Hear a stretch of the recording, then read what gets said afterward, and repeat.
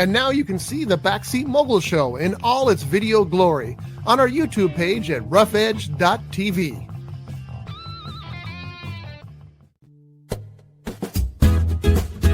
It's tiki time at Harbor Cove Cafe. Dive into the tropical paradise at the end of Spinnaker Drive in Ventura with vibrant drinks, delicious bites, award-winning fish and chips, and more. Now featuring extended hours and happy hour. Fridays from 2 p.m. to 8 p.m., Saturday and Sunday from 2 p.m. to 4 p.m.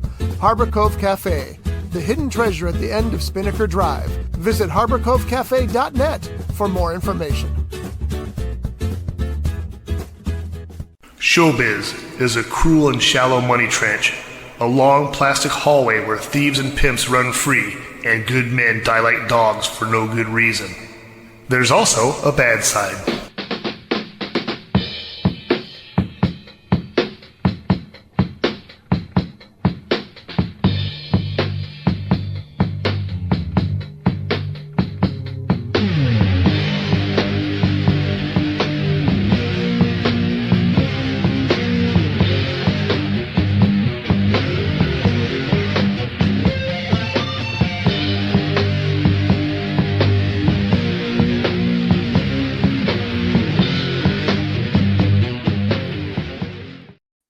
This is the Backseat Mogul Show live here from Rough Edge FM. I am R. Scott Bolton. I checked that all up. This is the Backseat Mogul Show live here on, it is Rough Edge FM. No, from Rough Edge Studios. No. And I am R. Scott Bolton. Okay. Are you sure? Are you sure? Sure about what? You're R. Scott Bolton. I'm pretty sure. You are the Backseat Mogul. And I am the Backseat Mogul. So yeah, that's true. And we are at the Rough Edge Studios.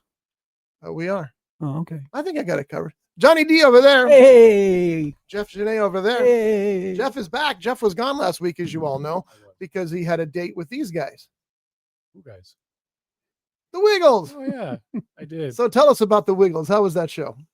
Wow. It was exactly what you would think with the Wiggles. It was very, very fun. We didn't tell my daughter what we were doing. Oh, no? We just went to downtown LA. And we were standing in line and there's all these people wearing Wiggle shirts. And we're like, look around, Alice. Do you know what your surprise is yet? And she's like, it's a surprise. And then we go inside and they had that banner there that you could take pictures in front of. And I said, well, what are we doing now? Look at that. And she says, well, those are the Wiggles. And I said, okay, what are we doing? And she says, a surprise. I said, no, we're here to see the Wiggles. And she says, really? And I'm like, yeah, they're here. I said, yeah. She says, oh, okay. And I look at my wife. What? So we go and we sit down, and it didn't really like click for her until the curtains opened and then they were there. And she's like, oh my God. But she was singing the songs and stuff. It was great. And they were really cool. Like it was an hour-long show. They knew what they were doing because they knew their audience. An hour is perfect. They had their set. They played all the classics, like the stuff that, you know, my generation would know from the OGs, stuff that is popular with the new kids. And then they played a couple of new songs that they had. And they were really good. They interacted with the audience. Our place we went to see it was 2 levels. So they had to send people out to go to the top level, but they had to run up like 6 flights of stairs to get there. Yikes. So they would start the song and they're like, where's Wags the dog? He's the song's like almost over. And then he'd like come out and he's like, and then they're like, well, the song's over, come back down. And then, but they were really cool. Like all these kids made signs and they went out into the audience. They collected all the signs and they read them on stage. Oh, really cool. A lot of rock bands could learn from their. Yeah. It was very nice. They kept making jokes like, all right, we're gonna show our professional, since we're in LA, we're in the entertainment capital of the world. And then they would like look at each other and they're like, we're gonna do our best in LA. Like we're gonna do this drum solo really quick. But like every time they would do something, they'd be like, we're in the entertainment capital of the world. They look at each other. I'm like, I'm sensing some undertones that these people don't like LA. I'm here with it. I didn't used to, but yeah, now. Yeah, it was. Jesus, John, enough already. Yeah. I still love LA as a city. I don't like LA as the traffic. Yeah, There's just too many people there now, and it drives me nuts. Yeah. I just had to go to the airport to pick up my mom. She got back from Costa Rica, and it wasn't bad at all, really. But at the same time, it's just too many people everywhere. It's just crazy. Yeah. And just like you look out your window, you never know what you're going to see. Yeah. That's the bad part. Parking's terrible. Yeah. We went to Little Tokyo afterwards, and it was kind of depressing going through there because they closed down a lot of the like grocery stores and stuff, that like classic Japanese grocery stores, and there's like a dozen anime shops there now. Yeah. And it's all, you go into one shop and you've gone into them all because it's all the same stuff. What's all the same point? Price. And Yeah. it was kind of sad because you see all these old people who live there and they're just sitting there watching all these weebs go by, and it's like, man, this is kind of depressing. Yeah. And then we finished the day. We were getting on the freeway. We passed right by where the protests were happening. Like we passed by them about 10 minutes before they started tear gassing everybody. Oh, perfect timing. Yeah. Breakfast. Oh, now you're talking. Doesn't buy you a pass. Yeah. But yeah. Well, the next one will. What are those called? Nutty Buddies. Never heard of that before. Nutty Buddies are. See, I want to get a T-shirt, but it just says Nutty Bar. I want a T-shirt that says Little Debbie. Anyway. Yeah, those T-shirts are $20. I would have bought one if it said Little Debbie on it. My scoutmaster used to say that Little Debbie was his wife. He wishes. He always told us that when he'd pass out little treats. Well, you guys want? Well, not on the show, but afterwards, yeah. We always did it on the show. No, you always did. I was always done before the show started. Right. Yes. Okay, now You're Johnny. Go ahead. does this get me my pass? I doubt it. I'll pass. It does not, but that's pretty freaking cool. Yeah, look at it.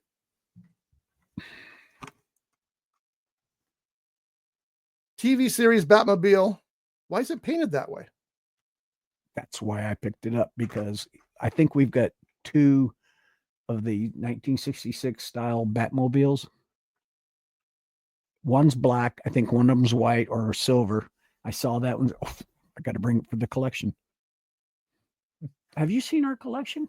Yeah, it's right there. Yeah. Kind of hard to miss. That is very cool. That's a good pull. I don't understand why it's painted that way though. Is it from I don't either, but I didn't care.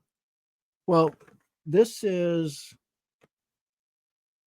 number 3 of 5 in this series. So maybe they're all 5 are they're painted mod different. style, the mod Batmobile. Either that or they went through a bunch of paint. Maybe it was one of those crossover events that they had. Maybe that was the car they used in the Scooby-Doo special. Oh, that could be. Mm. That could be. That's a good guess. Because they were in a bunch of cartoons back in the day. That's right. Too, so Yeah. But Kiss was in Scooby-Doo once. yeah, they were. And the Harlem Globetrotters. Yeah. And all kinds of people. Harlem Globetrotters were also on one of the Gilligan's Island movies. That's true. Yeah. I just found my copy of The Escape from Gilligan's Island. I haven't had a chance to watch it yet. Which movie was that? Was It was the one where they escaped. I don't know. I was at the thrift store for $1, and I thought, yeah, I'll pay $1 to see Gilligan's Island. Because I remember there was one where they finally got off the island. One of the huts they made into a raft, and towards the end of the show, let's all go back to the island. How many seasons Wait. was this a show? No, this was seasons. It was a lot, like 16 or something. No, Into a raft? wasn't that many seasons. Really? Yeah, I think it was like 4 or 5. And it lasted this long that it still impacts culture. That's amazing. They did I don't know, 2 or 3 movies, maybe 4. Thanks. Oh, 3 seasons. Yeah. Wow. Per 36. That blows my mind. Back then, it could have been 22 or 24. It's 36 episodes of 30. season 1. Okay. 36 episodes in season 1. And those were half-hour seasons or half-hour shows. So if you click right there, click season 2. See, it says right there, Oh, yeah. 36 episodes, 32 episodes, and then season 3 would be 30 episodes. That's 100 episodes, right? Did they get to 100 or close? I guess just close. 90. Well, the fact that 30, it's in syndication, 62, Oh, 06, 07, 98. 8, 9 yeah, 98. Supposed to have Plus the 100. movies. So maybe they count the movies. I don't know. I don't know either. You could cut them up and make episodes out of them. Yeah. So why not? But there was a cool thing that Bob Denver did with the theme song, because during the theme song, when they say Gilligan, the Skipper 2, the millionaire, his wife, and the movie star, in the the beginning of the theme song, they always called the professor and Marianne as "and the rest." He didn't like that because he was the big star on it. And he went to the producers and said, "You've got to add the professor and Marianne." And they weren't going to do it. And he says, "Well, I don't know exactly what he said, but he carried some weight." And they changed the theme song and added the professor and Marianne. And for me, I thought that was pretty cool. I was always stunned that they didn't in the first season. They didn't have that. It seemed weird that there's only 2 people they're taking out of the cast in the intro. That doesn't seem right, And then they did fix it, so that's what counts. All right, so let's talk about stuff we saw, because we held off on talking about John's favorite movie of the year, and that would be Bring Her Back. Oh God! No. Can I? No, you may not. You opened a can of worms earlier. You're going to suffer now. The door's So, locked. I can't get out. Oh, The door is not locked. I closed it myself. oh, really? It's locked I from can the other lock it, side. though. Yeah. No. I'll get there faster. So we'd seen it. I think right after you saw it, but we didn't talk about it because you were at the Wiggles, Yes. a horror show of its own, and Not that as sounds like you had a good not as time. scary. It's I did, like- yes. It reminds me kind of like Weird Al Yankovic, in the sense that you hear Weird Al and you laugh at him in his songs like that, but you go see him live and he puts on a terrific show Yeah. with great musicians and everything. So it sounds like Yeah. that's kind of like that. But so Bring Her Back is a horror movie. It's about a couple of kids who are foster kids, brother and sister, right? And they get fostered family together with a very strange woman who's played terrifically by, what is her name? She did play that. I got to admit, Sally. she did play Yeah, that. Sally something. Yeah, she was from the Shape of Water. Yeah. And she's creepy in it. She was really creepy in it. And the story goes on. Something suspicious is going on, as you can tell from the other kid who's being fostered there, who looks like I don't know how you would really describe him, but creepy as well. Yeah. Uh-huh. And there's a reason for that. And then we're not going to ruin the story for you because we don't do that here, but it's told in modern day horror style, which means lots of blood, lots of violence, and also a lot of mental horror as well, which I think is the real difference between older horror films and the new horror films. The new horror films have a lot more mental horror in them than they did in the old days. I mean, Night of the Living Dead is one of the greatest horror movies ever made. And, it's horrific for what it is, but there wasn't a whole lot of that twisted mental horror like there is in Bring Her Back.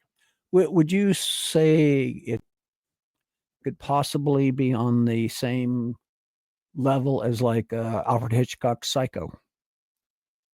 Are we talking about Night of the Living Dead? Or no, Bring Her Back. Bring Her Back? In what sense? Well,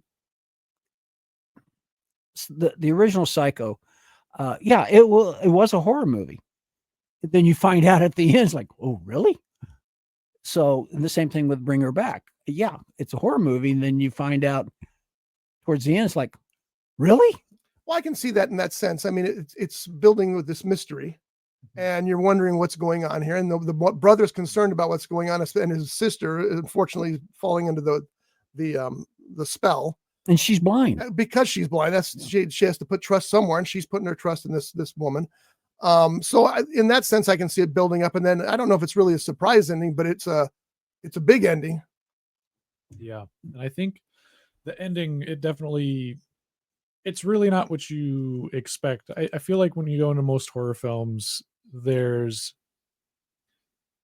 certain things that people do where you can predict who's going to make it out, how things are going to play out, what's going to happen at the end. And I feel like this film didn't do that to such a degree as a lot of other horror films did. So I was pretty surprised at the ending, because I kept thinking during certain parts that, oh, okay, this is going to happen. Oh, okay, this is going to, and then it didn't happen. And then, there were a couple of twists and a couple of turns, and I thought it was very well done.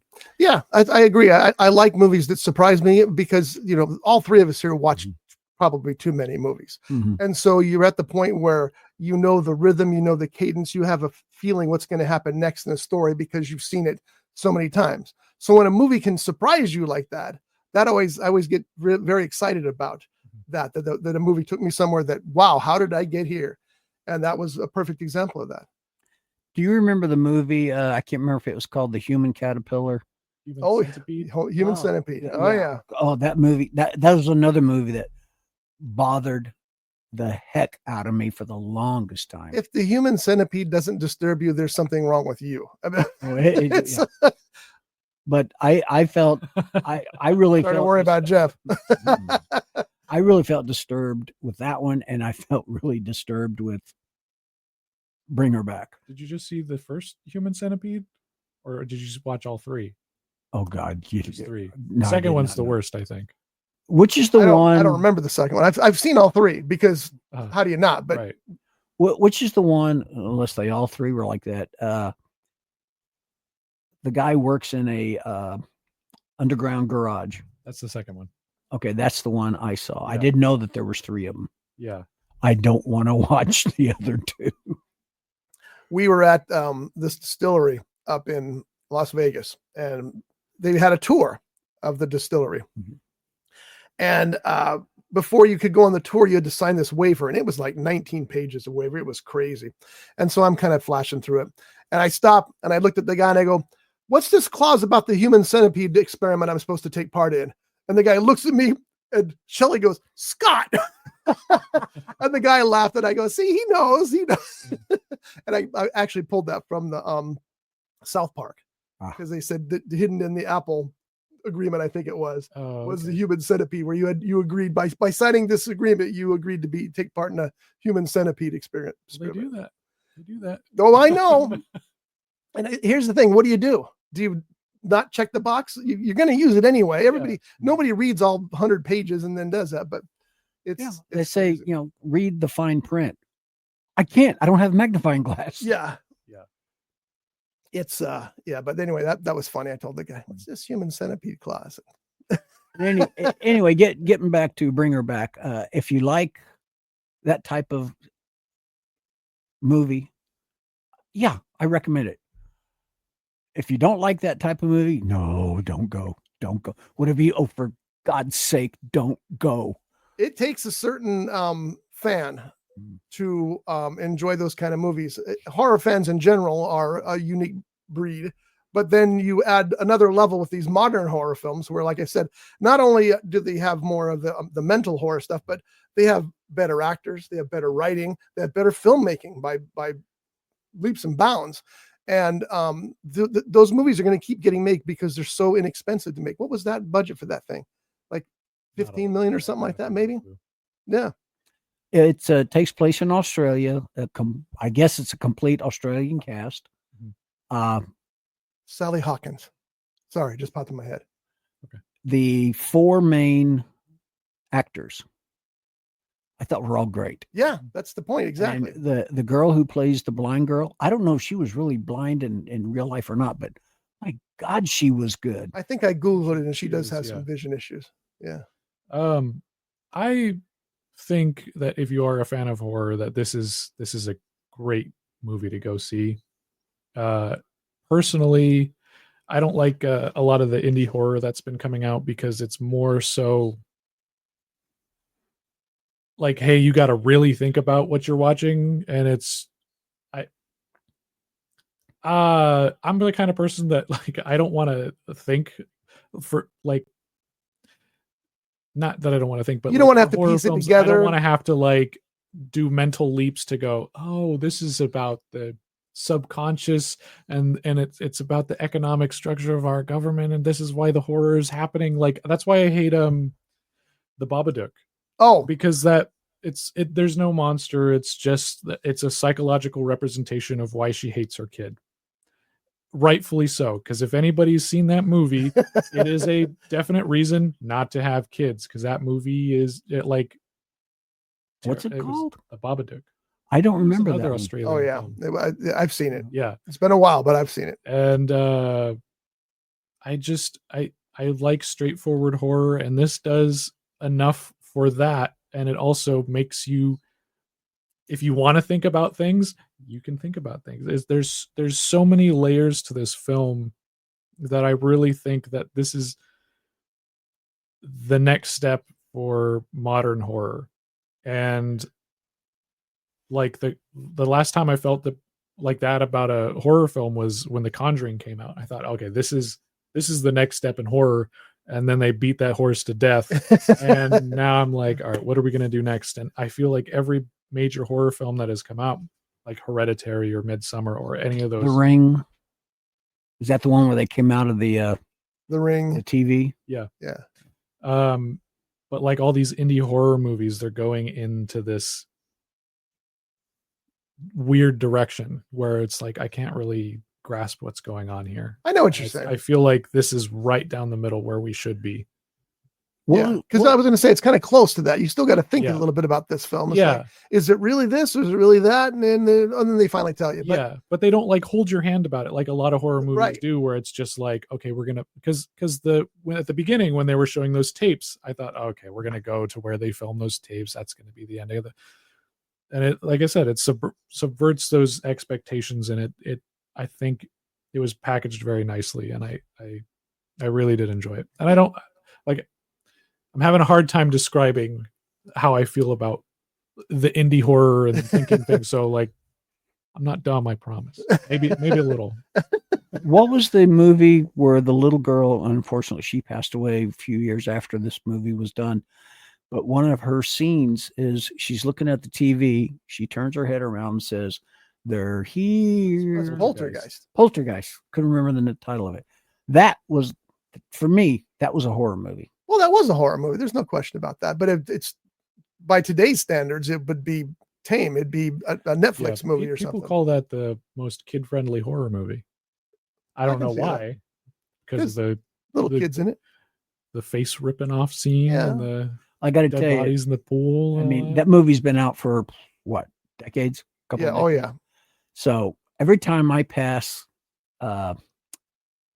Cemetery Park, I think of that movie, because in the movie they built those houses on a cemetery, an old cemetery, and all they did, the guy says, they didn't remove the bodies, they only removed the headstones. And I'm wondering, did they do that at Cemetery Park? There's still bodies there too. Yeah, that's what there's still grave sites. I mean, gravestones, and there's some bodies. And they're trying to restore the gravestones there. There's a group that's going through like old maps and junk, but you can find parts of the old gravestones. If you get off of San Juan, there's that like little, I don't know what you would call it, where all the cattails and stuff come up. On the right-hand side, there's like a little body of water there. You can still find headstones in there. Yeah, I had heard that they had dumped a bunch of them there in the water. They dumped some over like in a riverbed up going up towards Ojai. You can find pieces there and stuff. They just pushed them all out. Then there's a cemetery in San Diego that did the same thing. They saw what they did up here and they went, we can do that. Took a bulldozer, pushed all the gravestones off the cliff by the freeway. So if you're going on the freeway right there, I think it's Washington Park in San Diego, you can look over to the right and you can see all the gravestones there. Oh, that's weird. That is just weird. To me, that's not right. You know what? Here's the thing. I know what you're saying, Johnny, and I don't argue with the point, but things got to march on. They really got to march on. And that piece of real estate there in Ventura, that's a gorgeous place for a public park.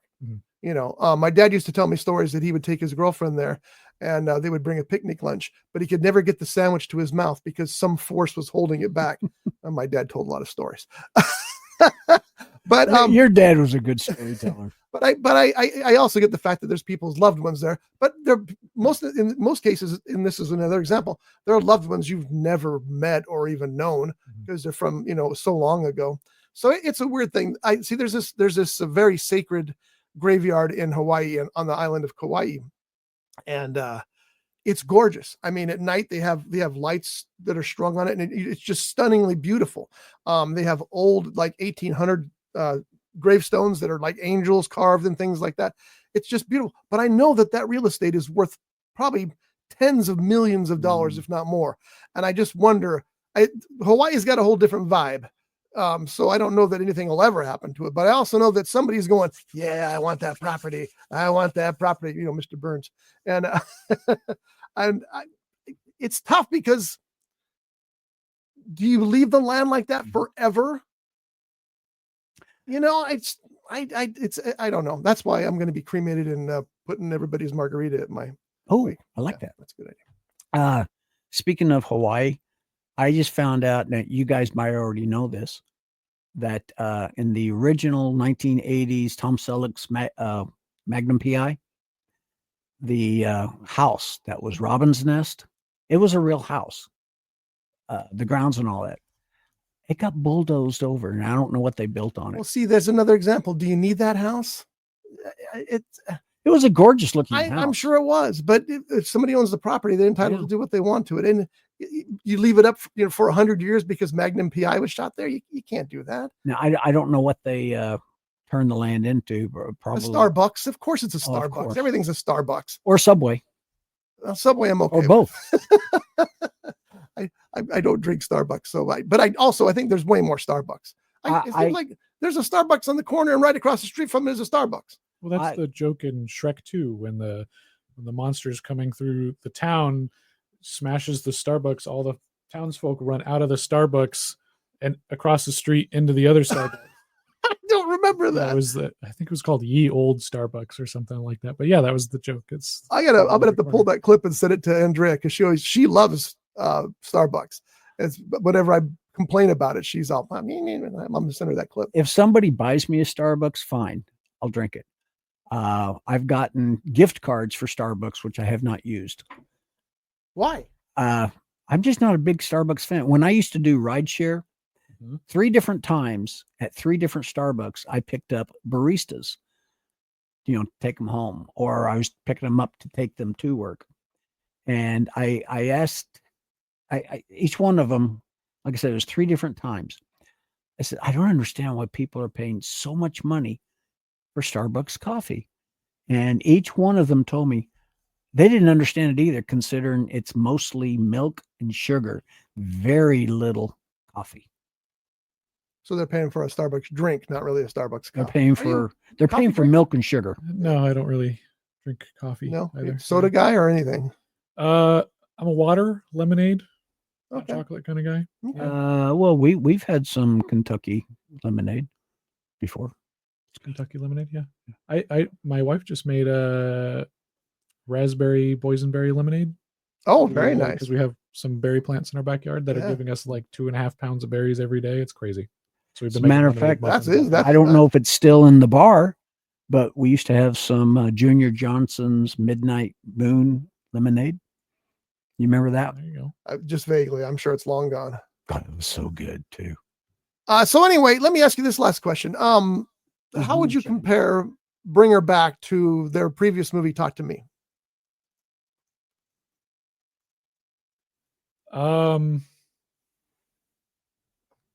I definitely feel like the filmmaking was not that it was better. Like Talk to Me was great, but I feel like they learned a lot from that film and they put what they learned into this one. And it feels more refined, I think. But it's just as unique. And I think, yeah, it would be hard. I mean, they're both great movies, so it's kind of hard to compare, but I do think that they learned lessons from the first one. Yeah, I can see that. But I also think that, and maybe this is just me, because I think that Talk to Me was more clear. Uh-huh. It was easier to follow than this one was. This one had you, like you said, going down turn left and you think you were turning right or whatever. Yeah. And sometimes it got a little confusing. And a lot of times you're wondering, well, is this real or is this just something this person's saying? And maybe that's supposed to be that way to create that feeling of. I think so. I think it was intentional, but I do agree with you because like, especially at the end, there was one thing I was questioning why that certain thing happened. Maybe we'll talk about it off air. Yeah. Yeah, I do agree, but I do think it was intentional, and it wasn't something that like bothered me too much. Like bothered me as another movie we'll talk about later. Okay. So, all right. So all of us would recommend Bring Her Back with John's exceptions. I recommend it if that's what you like. Would I go see it again if it came on the TV? No. At the end of that movie, John turned to me and goes, "That's the weirdest movie I've ever seen." Yeah. I mean, I've seen some weird stuff. Shame, trying to keep it clean on regular movies and TV and streaming and all that, but that was the weirdest movie. It was pretty weird. Yeah. I mean, I thought that, what was it? Jaws of Revenge? No. Well, actually, yeah. What was that one we went to go see that it was a long movie? Should have had it. Oh, it was about the name of the movie. Killers of the Flower Moon? No. That was really good. That was a long movie too. No, the one that the Brutalist. The Brutalist. And that was weird the way it ended. The whole movie was weird. Yeah. The whole movie was weird. But it was extremely well made, but it was a great cast. Did you see Brutalist? No. You're a lucky man. Yeah. I tried to go see it from the award show for my YouTube channel, but I just did not have the time. I think it's on HBO now. Yeah. And I don't think I'm gonna watch it. I don't really have an interest. Adrian Brody is amazing in it. Mm-hmm. It's got some very unique, very modern filmmaking styles in it. The screenplay tries too hard to be edgy and smart, and it just gets annoying. That'd be my review for it if I had to see it again, but I'm not going to see it again. All right, so let's move on. So we all went to see Ballerina as well, the fifth film in the John Wick film series. Now it's not a John Wick film, but John Wick does make an appearance in it, and it's the story of the lead character Ballerina, who we've seen previously in a John Wick movie, and it's her story about how she became the assassin that she became, and what happens to her when she tries to avenge her father. And that was the first part that's tough for me. I mean, I get avenging your father, even though I think there's been 1,265,000 movies that have already done that theme. Mm-hmm. It wasn't as effective as when you're avenging your dog. That just had a certain charm to it that everybody had, and plus wreck your car. Oh yeah. But anyway, so Jeff, your thoughts on Ballerina? I thought it was okay. There were a couple cool fight sequences in it that I really enjoyed. Particularly the ice skates flamethrower. Yeah, it was great. That was like, oh, that's cool. I was very confused as to where it sits in the timeline, though, because of the ending. I was very confused, and I know a lot of people are very confused because it's confusing. Because the first half, it's set up during John Wick 3, but then later,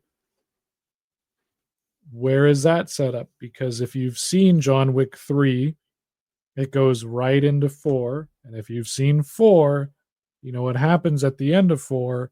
So where during 3 and 4 does this scene take place, and the motivations behind it don't make sense for the character? That's just my. No, you're right. There was some confusion there, because the other thing is that if it took place during the John Wick series, John Wick was on the outs. Yeah. And yet he's still in this film. He's taking orders from Angelica Houston, who's the director. That's just it. It takes place in between Parabellum, which was 3, and I can't remember what the title of this 4th one was, I think it's just because it takes place in between 3 and 4. But at the end of 3, they're on top of the Continental, and then Ian McShane shoots him. He falls off the building, and then the homeless people take him in. And then at the beginning of the 4th one, he's healing and he's still recovering from that. And then it goes right into the 4th one. You got a point there. So, Yeah, where does it take place? I went initially thinking it was a prequel to them all, and then all of a sudden there's John Wick talking about his dog, or somebody's talking to him about his dog, and I went, okay, so we're past that point. Yeah. And I don't know where it fits either. Yeah, like it would have made sense if it was between 2 and 3, but it's 3. So it doesn't there's no space between 3 and 4. Yeah, where did they fit that in? And he wasn't working for Angelica at that point. Yeah. I don't know. I enjoyed it though. I mean, I think that Ana de Armas did a great job as the assassin. She's, you can tell that she's not Keanu Reeves, because Keanu Reeves, those moves were razor sharp. And in her case, those were his moves. They weren't a stunt guy. Yeah. Well, I think she did a lot of her own stuff too in this. Obviously there were plenty of stunt people, because you can always tell what a stunt, and maybe the audience, like you probably know this. You can always tell when there's a stunt person involved, because they don't look at the camera after a stunt. They tuck their head away, or they put their head backwards. So that's a stunt person, because they don't want you to see their face. And so there was some of that in this film as well, but she was just a little less focused than Keanu Reeves. Now I understand that Keanu Reeves has a photographic memory, and the director said that's what's so great about working with him, is that you go through these fight scenes once and he's got it down. He's got it nailed. He's ready to go. And you can see that softness there. I did like the fact that despite the time shift thing, that they kept the characters in their universe, because when John Wick comes after her, you can tell instantly that he can kill her in a blink of his eye. He is in control of that whole fight scene between them, and he's allowing her to live. Despite the fact she's killed an entire village, or is going to, that John Wick could take her. And in some movies, it's like, oh no, she's almost going to beat. No, it was like, I can kill you like that, but I'm not going to yet. Yeah. And I like the fact that they kept his mythology alive there. What's the term they call John Wick? He's the Baba Yaga? Yeah. Boogeyman. Yeah. I love that. One of my favorite. That'd be a cool shirt. Well, I'm sure they got him. Wow. One of my favorite, there's 2 favorite scenes in that movie. The first one was just a line that I thought was hysterical. When the 2 bad guys are running up the stairs. Oh. And she's all, I probably shouldn't spoil this, but I'm going to. She's all, come on, let's go. He goes, but it's John Wick. Well, it's just one man. He steps around the corner. Boom, boom. Now they're gone. It was done. I love that. Yeah, it's John Wick. It's suicide. Come on. And then just one man. Yeah.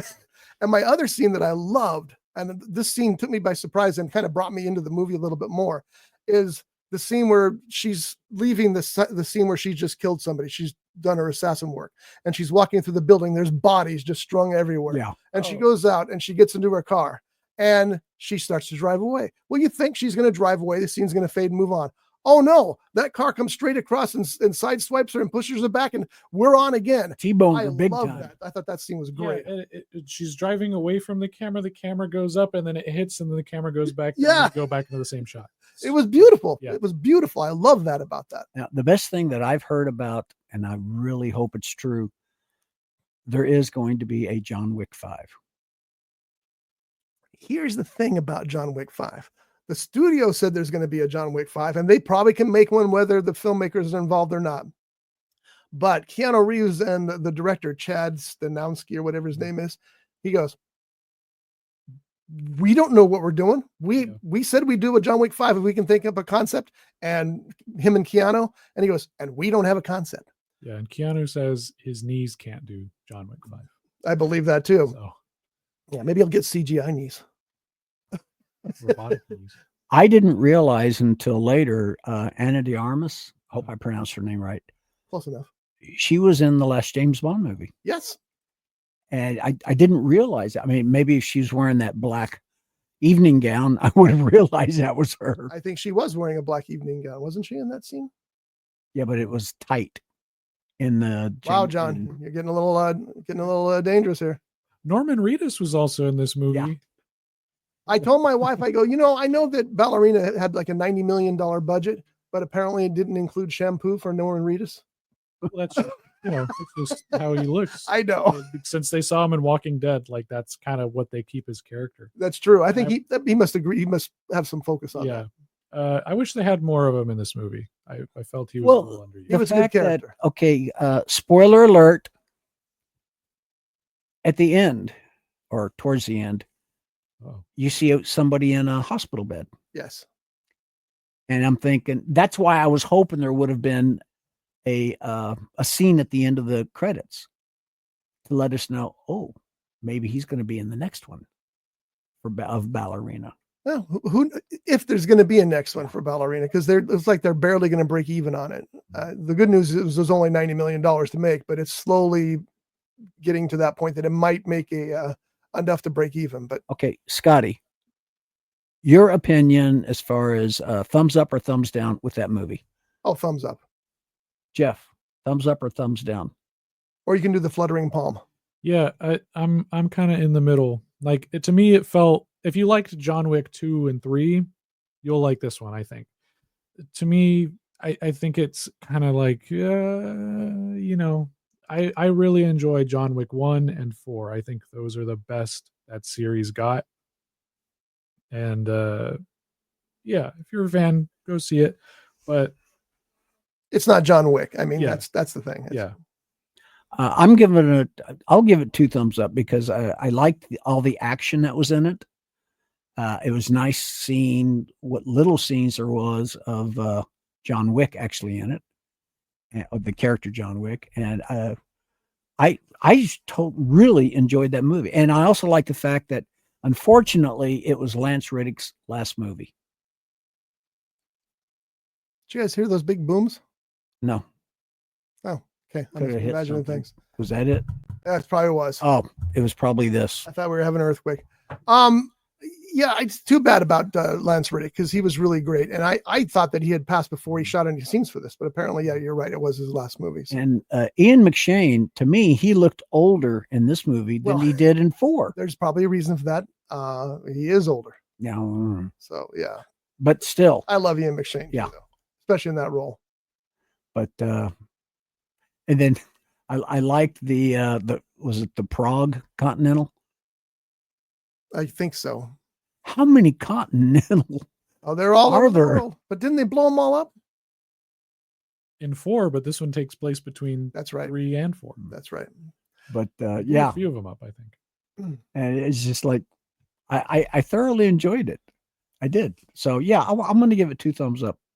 Yeah, I like I said, I'd go see it again, and I'll probably buy it in Blu-ray because, as I told you guys, I bought John Wick 1 through 4 on Blu-ray, assuming they were done with the series.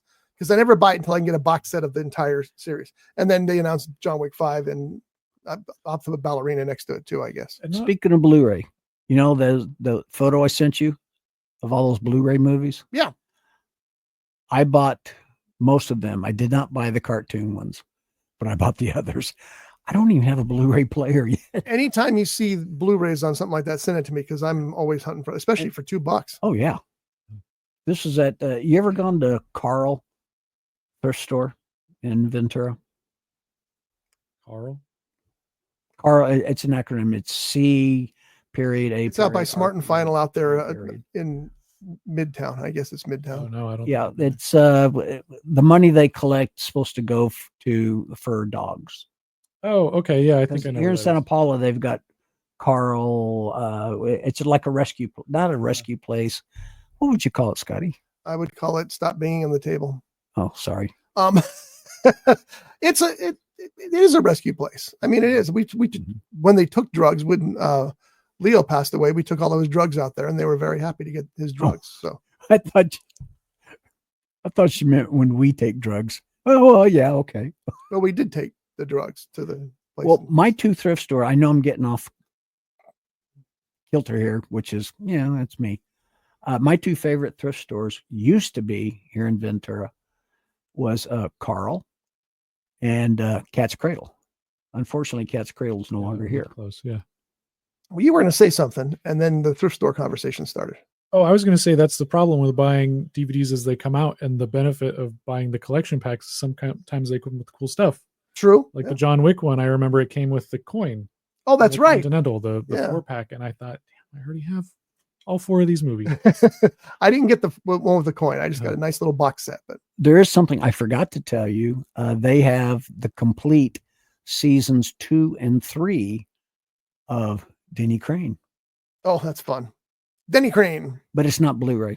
Yeah, that's okay. I didn't know if you'd be interested in something like TV shows are. I'd like to collect the TV shows too. Well, that's Monks. I'm only going to get on DVD because the Blu-ray is too expensive. But if you're interested, like I said, it's at Carl. Okay, I haven't But been to it's Carl only in a while. seasons 2 and 3.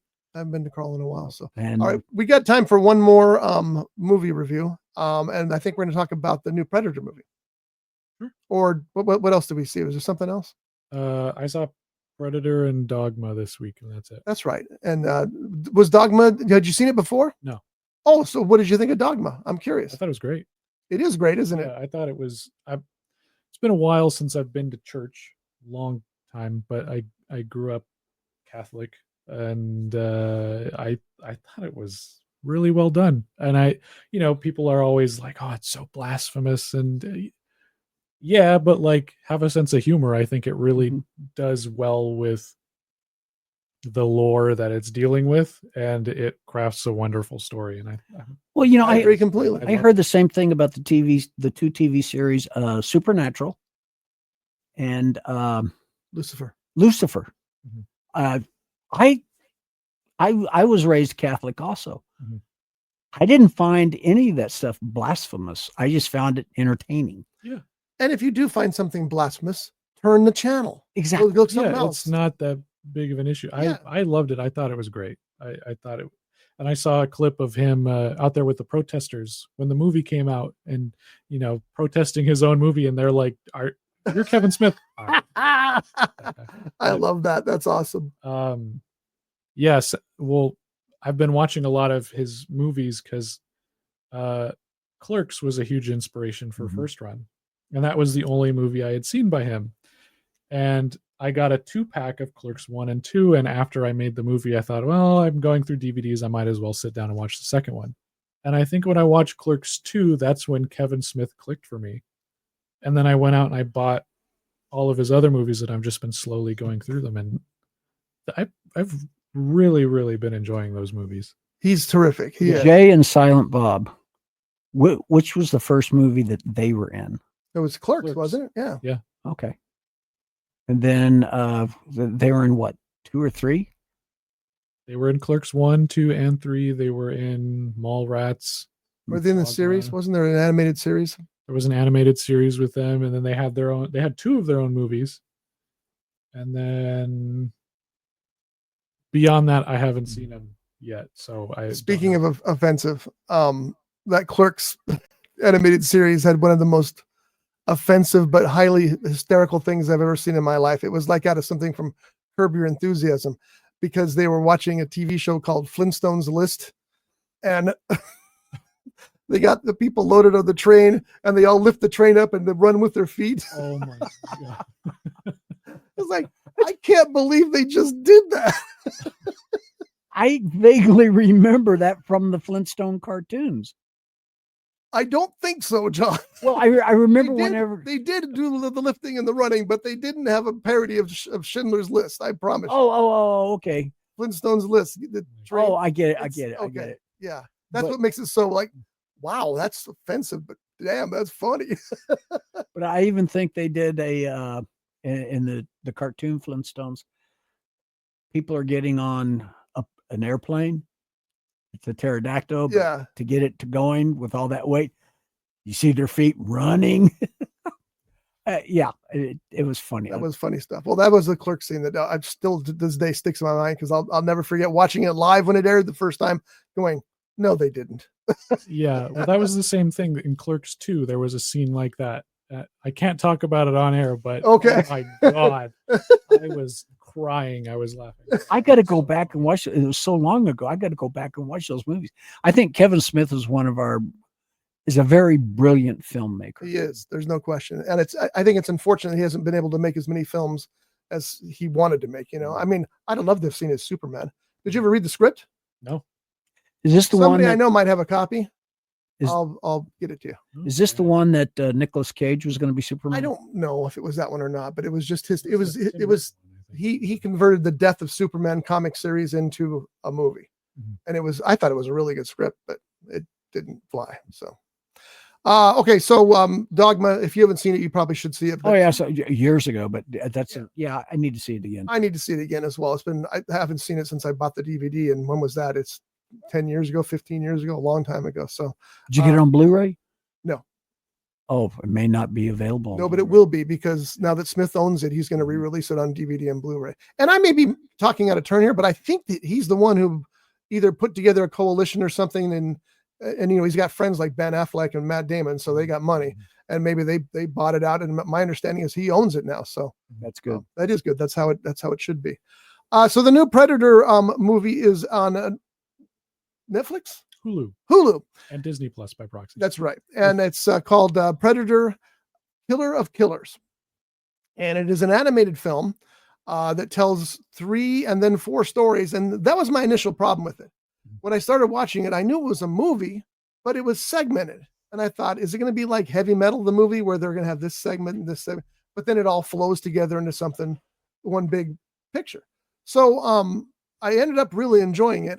And I thought that the animation was pretty cool in a lot of places. And I also like the way that they kept with the Predator mythology, even though they did knock it up a bunch. And I haven't seen Prey. Oh, you haven't? I haven't seen Prey. So Oh, I had you to need have get the on. end explained to me, but I got to see Prey. I really need You to see have to. Prey. Is Prey the one that takes place back in the Old West kind of thing. yeah? That's my I was going to understanding. say the future, it's not the future, it's the past. Yeah. Yeah, with the Indian. I hear it's terrific. Yeah. I hear it's amazing, but I Haven't haven't seen it seen it. So that I lost out some of that because I didn't see that. Uh-huh. But the other thing I will say about it is so many people, and I mean so many people, have said this is the Predator fans' dream come true. And it's okay. It was very good, but dream come true might be pushing it a little bit. But that's just my opinion. So what did you think about it? Do you think it's a dream come true? I enjoyed it. When I had seen the trailers for it, I was thinking the same. I was thinking, oh, this is going to be like a TV show where each episode is its own thing, but how does this connect together? Because I remember when Prey came out, everyone thought this is a fantastic idea. Just put a Predator in different time periods, have him fight pirates, have him fight this, throw Xenomorph in different time periods. Everyone wanted to know how different types of warriors would do against these things. And then they announced this show, and this show was kind of the answer to that. Well, you want to see a Predator fight a Viking or a samurai? Here you go. And I didn't know how it would go beyond that. And one of my friends had said, when we were talking about it on my podcast, that he said, I hope they don't all defeat the Predators, because imagine there's a planet and every time they send a Predator there, they always die. They would just come and take us over at that point. Yeah. So that part of the lore was really something I was questioning, but I feel like in this animated show or the movie, they took that and they explained it, and I think they did really good with it. And I'm hyped because of what happened at the end. It's like, oh, so in future movies we can just have anything now, because it does leave this mystery. It's because in between each story there's that little clip, and it's like, wait a minute, why is this here? And then it just slowly gets answered. I really thought it was cool, and it leaves a lot of openings for what. Well, there's another Predator movie coming out at the end of this year, Badlands. And who's he fighting in that one? Is it it's supposed Scottish to be Warriors or something? No. It's set in the same timeline as Alien. It's this Predator. What I was going to say, but it's the character who plays the Predator. Uh-huh. Looks different from the other Predators we've had. Because he's a younger one. Oh. So he's apparently, what people have gathered is that this Predator is the main character of the film. And he is going through trials on this planet to like, it's like a coming of age thing. He has to prove himself, and seemingly some things might go wrong, and he has to do more than what he was tasked to do. I haven't seen a trailer. I was just looking at images, and I thought it was like they're going to put him in the Braveheart era. Oh, And no. Well, apparently this one, from when it was early on, it was supposed to be set during World War I or something like that in the trenches. Oh, but they changed that, and now it's set in the future. So interesting. I'm wondering, because this is the same director and the same team, I'm wondering how now this film will connect to that animated film and how it will connect to Prey. And if it will, I think it will, because Dan Trachtenberg directed Prey, and he directed this animated version, and he's directed Badlands coming up. So my hunch is, especially from what you learn in Badlands, that they will be connected. I really should. I'm going to watch Prey before next weekend. You have Hulu though. Oh yeah. Okay, yeah, you can watch it. Okay, I was going to say I have it on Blu-ray. You can borrow it, but you're covered. But in the trailer for Badlands, that guy, the big predator with the dreadlocks, metal dreadlocks, he shows up in the trailer. So at the very least, there's a connection there. So I wonder if there's going to be more of a connection, and if we'll see anything crossover from these couple of movies. And that guy's found his niche. I can't remember if it was the first Predator, maybe it was the second one, where you're inside the alien's ship and you see the different skulls, and then you see the alien skull. Yeah. It's like, that was Predator 2, I think. This is a bad Predator. I mean, he took on one of those. Yeah. Well, they in the trailer for Badlands, they had that, where in this ship they have all the skulls. There's a xenomorph skull, and then there was a T-Rex skull in there. Oh, too. And it's like, okay, but yeah, they have all these skulls in there, and people are trying to pick. Is this an alien from this movie? Is this an alien from this? Whoa, we're gonna cross over these. Yeah, so it's fun looking at all those little Easter eggs. Yeah, I love that stuff. What was the name of the movie that had Dennis Quaid as an astronaut? He lands on a planet, and there's an alien on it who is played by Louis Gossett Jr. Yes, Enemy of Mine. I think it was a good movie. It was a terrific movie. And I remember they showed a skull, and I'm trying to remember what that skull was from. I mean, it was really cool. I don't know that it was from anything. It just happened to be an alien skull. Not alien is trademarked alien, but alien is space alien. Maybe it was a skull of. What was that a remake of? It's a remake of an old World War II movie where an American soldier and a Japanese soldier end up in this island together. Of course, at first. Oh yeah, that was a good movie too. Yeah, and then this was a remake with a Dennis Quaid playing a space soldier and this other alien soldier and doing the same thing. It was very good. Enemy Mine, I think, was the name of that. So anyway, so yes, we both recommend the Predator movie. Johnny, you should see that if you get a chance. I know you probably don't have Hulu, but no, I don't. Yeah, but it's definitely, that guy's found a niche, and I hope he continues as long as he does, because it's nice to have. It just blows my mind how much Predator and how much Alien action we got going. We have a new Alien TV series coming up, done by one of my favorite writers, Noah Hawley. I mean, this is the guy who did Fargo, and Fargo is some of the best television out there these days. And now he's doing an Alien series. Bring it on! I'm excited about that. So it's a good time to be. Jeff brought in his popcorn bucket from Mission Impossible, and he wanted to show you guys this and see how cool it was. Yeah, did you guys want to try to open this? I'm scared to. You try it, Scotty. Right. Let's see how. Imagine you're doing this in a dark theater and a movie's playing, and you're trying to get your popcorn. Now, is there keys or something I need to worry about? Or yeah. All right, I'm gonna try. I see. So no, that's not it. I don't want to break anything. It's fine. It's a little janky. It's a popcorn bucket. It's a little janky. You're good. My 4-year-old or my 3 almost 4-year-old hasn't broken it yet, so don't worry. This is a lot more tricky than I imagined it was. Yeah. And you had to do this in the theater? I mean, I didn't do it in the theater. I got up? it sent in a box, sealed up. Yeah. Yeah, I bought it online. I don't think we have time for me. And it's got an alarm on it or something? No, it's just there's a battery there though, isn't there? Yeah, you turn it on and there's a light. The entity. That's the first thing I have to do is turn it on? Yeah. Okay, so, but now I've started the timer, haven't I? Yeah. But yeah, that lever, you kind of got to twist it a little bit and then lift up. It is a little janky, so like depending on how you twist it, you just lift it up, and then there it goes. There you go, and then there's the keys. There's the keys. All right, so I assume we put the keys together. And they're actually made of like a metal material, so it's very.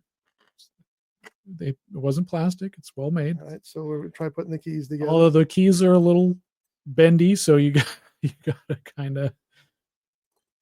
Wow. Yeah, it is a popcorn bucket.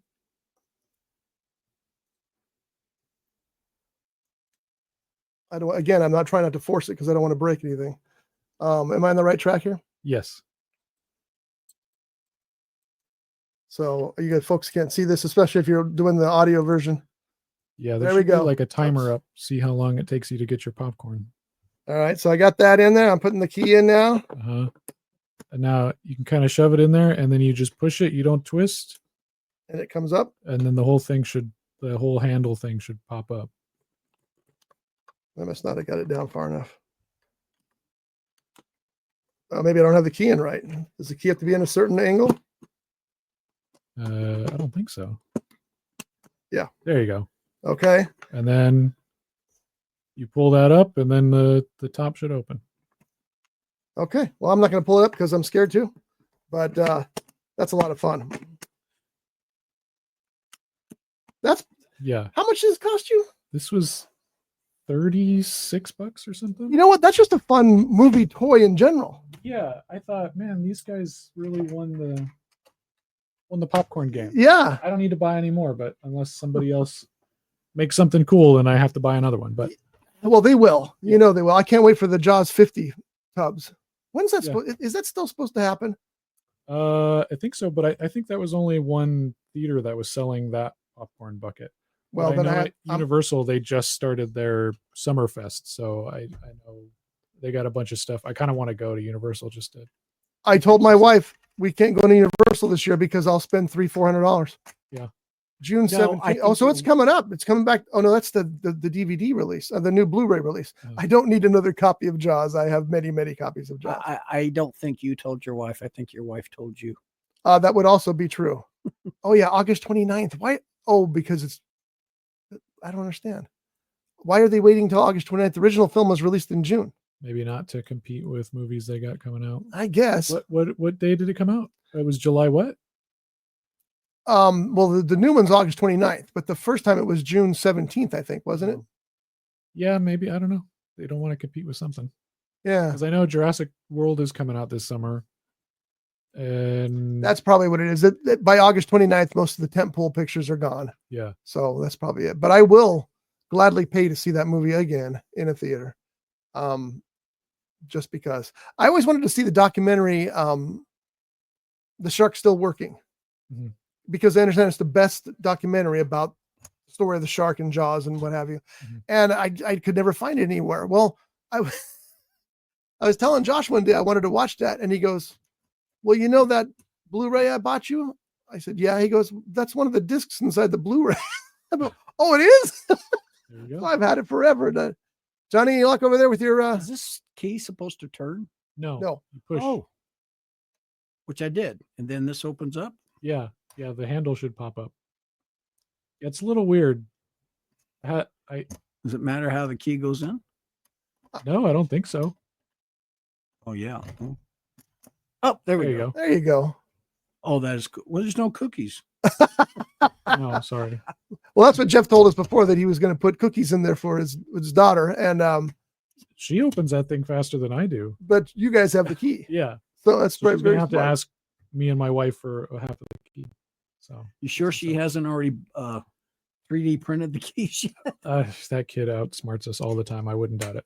4 years old, of course. Yeah, that's the way it is these days. That's just like whenever I used to joke about this. This is really cool. But you having problems with your computer? Call your 7-year-old next door neighbor. Or your phone. It's still your best bet. I can't figure out how to do this. Just for me. Yep, it's true. And they'll go here, like What'd you do? Yeah, I can't tell you. Yeah. Or they'll tell you whenever I would work on my grandmother's computer, I'd say, okay, and I know a little bit about computers. I can fix a PC pretty good. And I'm working on it. She goes, well, that's not how I do it. Yeah, that's why it's broke. That's why I'm here. Yeah. That movie that we were talking about earlier, Enemy Mine. Yeah. Is from an Isaac Asimov story. But apparently it's not related to the World War II movie, which is called Hell in the Pacific, which had Lee Marvin, and I can't remember who the. Let's just do this. Okay. Yeah, because I got a hunch that Asimov, who's one of the greatest science fiction writers ever, probably thought that was a good idea to transfer that over and did, because it's very, very similar. So next week we'll talk about Megalopolis. I finally saw it, and we'll chat about that next week. Jeff had seen it. John probably will never see it because Francis Ford Coppola is sitting on it. He decided not to release it to the streaming networks and what have you, and his reason is that he's doing festival screenings and they're all selling out. Sure. How did you see it then? We'll talk about that off air. Oh, okay. Yeah.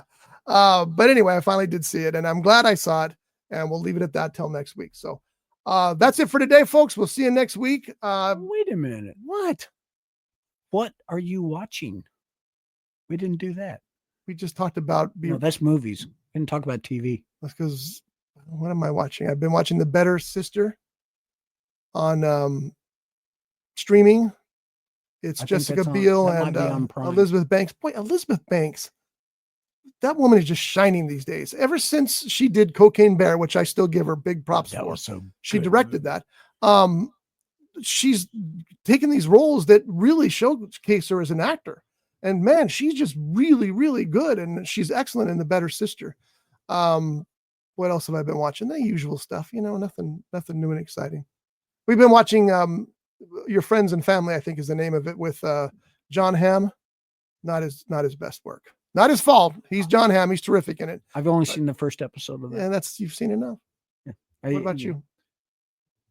We talked about it on the show. What I've been watching. I haven't seen anything else. I've been playing more games this week. So yeah, just trying to getting through my DVD catalog and my backlog of video games that I haven't played. So Josh just sent me a download for Duke Nukem, which was a video game that was never released. It was worked on until it was almost done, and then they canned it. But somebody put it downloadable on Internet Archive.com nice. or org, and so I downloaded it. I just got to burn it to a DVD so I can play it on my PS4. Do you remember the game?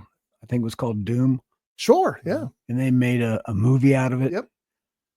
I thought it was one of the worst things that Dwayne Johnson ever did. It's not very good, No. but I do love the first person shooting in that because they took it like it was straight out of the game. That was always fun. Did you see that, Jeff? I did not. For me, I I think haven't played that either. No, I played a PS1 version of that. Oh, you must whatever. have. Yeah, Something like you that, must yeah. have. for me, I think that because I haven't watched a lot of the movies that were based on video games, but for me, one of my favorites was Super Mario Brothers. Street Fighter. Oh. Which was the last movie that Raul Julia did. Was that his last movie? Yeah, I believe so. I miss Raul Julia. He was great. He was great as Gomez Adams. He was perfect. Yeah. And everything I ever saw him in. A movie I'm looking forward to is the new Tron. Yeah, that's later this year. That's true. And then, you know what we didn't talk about? Jaws Revenge. No. Oh. Spaceballs 2. Oh, because we didn't do any news today. We just did reviews. Oh. I got my fingers crossed on Spaceballs 2.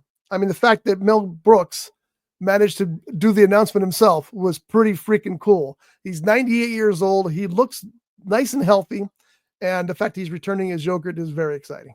And as far as I know, of the main cast, only 2 of them won't be reprising the roles because they're no longer with us. And one of them had my favorite line. It's probably my favorite line of all time in the movies. I'm a Mog, half man, half dog. I'm my own best friend. God, I love that line. Especially as delivered by John Candy. Yeah, so there's that. There's Matthew McConaughey's apparently going to be Mike Hammer in a new movie. It's been decades since we've had a Mike Hammer series or movie or anything, and it was Stacy Keach who really nailed the role. But McConaughey, as long as he's not doing that drawl, Mike Hammer is a big urban detective. Well, McConaughey, he was great in The Lincoln Lawyer, the movie. He's great in everything he does, but Actually, playing Mike Hammer requires a certain set of skills. I thought he was even good in Sahara. Sahara wasn't a bad movie. It wasn't a Dirk Pitt movie. True, and it wasn't a Bolton DeRuvo movie either. Yeah, well, we dodged that bullet because that turned into a big mess. So. Yeah. Well, the thing is, if they had gone the way it should have gone, you guys would probably be set for quite a while. Maybe. Or we could be owing a lot of people a lot of money. So that's true too. Yeah. I don't think Jeff knows what we're talking about. You probably heard I've heard the story. Oh, okay. Yeah. We dodged that bullet. That was just it turned into a major lawsuit that was just insane. So, all right. So we're out of here, folks. We'll see you next week. What are we going to watch for next week? I mean, I'm Tuesday. I already have tickets for The Life of Chuck because I can't wait for The Life of Chuck. I was going to say, okay, that's a good movie to go to, but I would also like to see How to Train Your Dragon. Yeah. How did that do at the box office? Anybody know? I do not know. I don't know. I'm probably going to go see that with my daughter. I don't like those live action movies, but this is the first one from DreamWorks, so I'll give them a chance. But Disney live actions, absolutely not. I mean, I've seen the animated movies. Yeah, I'm 72 years old. Yeah, of course I like cartoons. Yeah. Not all animated stuff, but I'm anxious to see how they pull this one off. $83 million opening weekend they're predicting. So that's not bad. No. That's not bad at all. So we'll see. Yeah, I'm curious about it too. And I think I've seen the first one and that's it, but I'm still curious. But I'm with you. I'm done with the live action stuff. And what I didn't realize until I saw a clip on my streaming that the actor who plays the father, the Viking father, is Gerard Butler. Oh, that's cool. Yeah. And he voiced in the animated series, he voiced the same character. Oh, good. I like Gerard Butler. I'm watching a movie called Plane right now that he's in. It was on one of the streamers. I'm watching it. It's about, he's a pilot of a small plane. I mean, it's still a jetliner, but it's only got 14 passengers on it. And they get struck down by lightning. And he's got a criminal on board that he's not sure he can trust because the guy was convicted of murder 11 years prior. Which is a long time. I mean, if you only kill a person once every 11 years, that's not too bad. But I better get busy. They crash land on this island, and the people who are on the island are worse than that criminal. So he has to kind of work with them. But I'm about halfway through right now, but it's actually pretty good. Can we go now? Well, I was going to let you know what I was watching. Yeah, but we don't care. All right, we'll see you next week. Go ahead, John. Same stuff I was watching last week. That's what I thought. That was worth waiting for. I really enjoy the shows the TV series that were shot in Australia, especially the cop shows. And also I like the shows that are shot in the UK, especially the cop shows. I like them.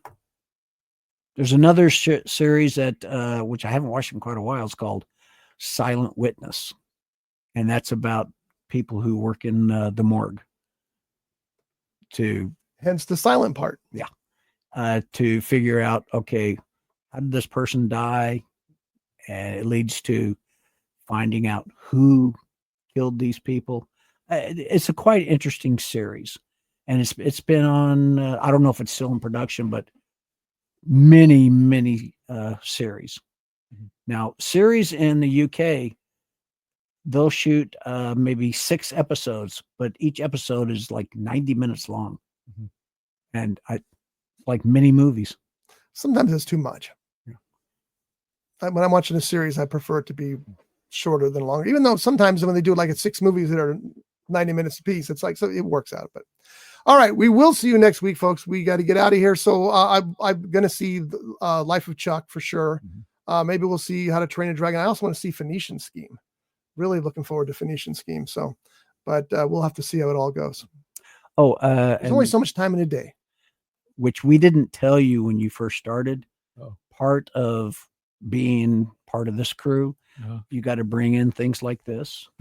And if you happen to see a Batmobile, but you got to look at the ones we have so you don't duplicate it. You don't have to do any of that. I almost bought a Godzilla from Little Tokyo, but they were like over $200 for those ones. They prices are expensive. I was in Hawaii and You they can had get a King Ghidorah in the window of this one store, and it was the most beautiful statuette I've ever seen in my life. It was freaking awesome. And I told Shelly, it's a good thing that we're in Hawaii because I can't get that shit back. And then I saw the price tag, and I probably still would have bought it. $600. Whoa, $600. Okay, but it was huge. I have to beautiful. Ask you this: is your lovely wife listening and watching this show? You'd shoot her in the head before she'd do that. No, she won't do it. Oh, good. How much you pay? What's the most you paid for one of your guitars? $2,000. How much? $2,000. Does she know that? She does. And you're still alive? Yes. Wow. I mean, she must really love you. That guitar's worth about $5,000 today. But what does she say? Sell it. Sell it. No, I'm not selling it. And it's a Paul Stanley PS10 autographed by Paul Stanley. Yes. It's not going anywhere but in my. And the other thing is, if I tried to sell it, Josh would beat the crap out of me. How many PS do you? How many of those guitars you have? 4 Iceman guitars and an Iceman bass. And how much can I play? Oh yeah, none. All right, we're out of here, folks. Oh, did you get? It's still going on. Yeah. Did we get this on video? As much as we could. I think so. Can we take a picture of it and put it on the? No, he held it up in front of we saw. No, I mean take a picture of it so it when people go to. That's a great idea, John. We'll do that. Okay, right. Okay. Get him to shut up. Yeah. Next week, Megalopolis. See you later. Bye. Brought to you by The Grape, Ventura County's premier jazz venue and cocktail lounge, located at 2733 East Main Street in Ventura. For menu and music schedule, visit them online at thegrape.club.